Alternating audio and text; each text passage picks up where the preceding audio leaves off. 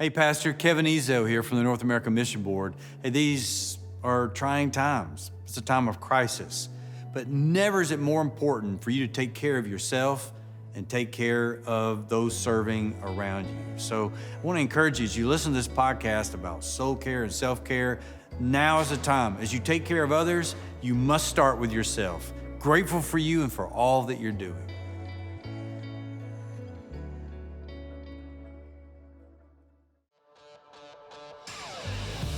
Welcome to Quick Takes with Kevin, a weekly podcast about leadership, life, and ministry with Kevin Ezo, president of the North American Mission Board. Each week, Kevin will be focusing on how pastors can keep their souls healthy in the midst of the demands and challenges of everyday life. Now, here's your host, Kevin Ezo. Well, hey, Pastor, this is Kevin Ezo from the North American Mission Board. And today I have the special honor of having Lance Witt, who wrote the book Replenish.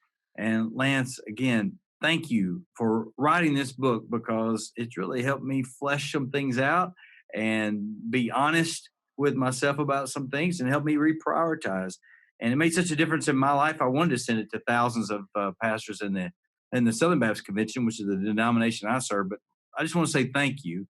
And but start with a question of what led you to write the book. I think sort of a crisis moment in ministry where, I was an executive pastor at Saddleback Church, and I think a lot of people would look at me and go, man, you've kind of gotten to, a great place in a large ministry with a highly influential lead pastor.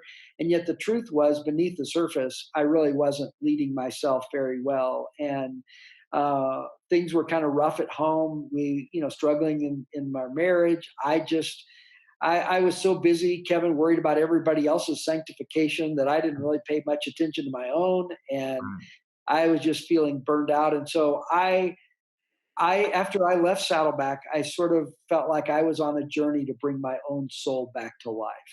Right. And so the book came out of that sort of journey of getting to a really dark place and saying there has to be a better way to live and a better way to do ministry. You know, what I appreciate is like what you write, you articulate what I felt. I just never really knew how to say it sometimes. So I think, man, yeah, that's exactly that's exactly it. There's so many bullseye moments as I read through it. But what are some of the reactions that you've received from the book? Well, it's funny. The number one piece of feedback I get has nothing to do with the content. The number one piece of feedback I get from people is, I really love those short chapters.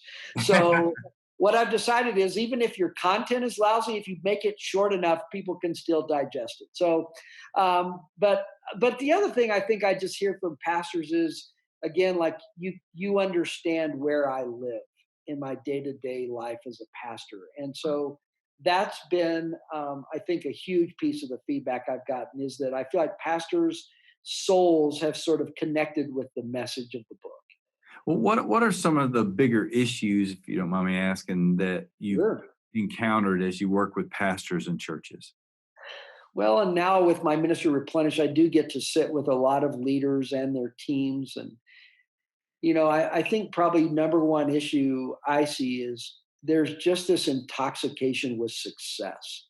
And success as the world kind of defines it, and an ambition to have a big growing church and to be a speaker at the conference, and just sort of this and also I think I sometimes say that sometimes we set up a few hundred pastors to struggle with pride, and we set up tens of thousands of pastors to struggle with failure, because their numbers aren't always up and to the right. And sometimes God just gives a pastor a hard assignment in tough soil. And what he really calls on that pastor to do is just be faithful. And so sometimes I will tell pastors, never forget that faithfulness is king and leadership is queen. Leadership matters, and you want to be the best leader you can be. But at the end of the day, the thing that God evaluates our lives on is our faithfulness to his call. And so for me, that's a huge issue I see in the life of almost every pastor. But I also see a lot of pastors who, when they're really honest, their spiritual life and their prayer life is just kind of stuck. Like they go through the motions and, they're prepping sermons, but in terms of an intentional pursuit of God, often there's not much vibrancy there anymore. And Right. so I just kind of feel like they're going through the motions. So those are a couple of things I find myself in conversation about all the time with pastors. Well, so often pastors go through different types of training, maybe college, seminary. What you focus on here is soul care and self care. I know when I went, Yeah. there wasn't much on that. And do you think this is an area that I feel like they're doing better now, perhaps? But do you think it's an area that's been overlooked?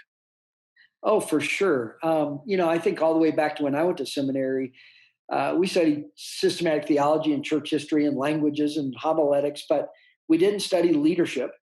And finally, seminaries and Bible colleges began to really focus on leadership. But even 20 years ago, no one was really talking about soul care. But I think that's finally begun to change. And I think because we've seen that, man, we can pour gasoline on strategy and vision and leadership. But if a guy's falling apart on the inside and he's imploding, he's going to wreck himself and his marriage and his ministry. And so I think we've kind of finally come to this place of going, we have to do this differently. So probably my most often used quote I use in my ministry Replenish comes from a guy named Parker Palmer. And he says, it is, the responsibility of every man and woman who leads in the church to pay attention to what's happening inside himself or herself, lest the act of leadership do more harm than good. And I think when you sit with that, that really is profound. Like Absolutely. if I don't pay attention to what's happening inside of me, I actually run the risk of prostituting this sacred gift of leadership and in the end do more harm than good. And so I think finally we're beginning to realize like, yes, it can't just be all about skill and vision and strategy and leadership. It has to be about a healthy and holy soul. Right.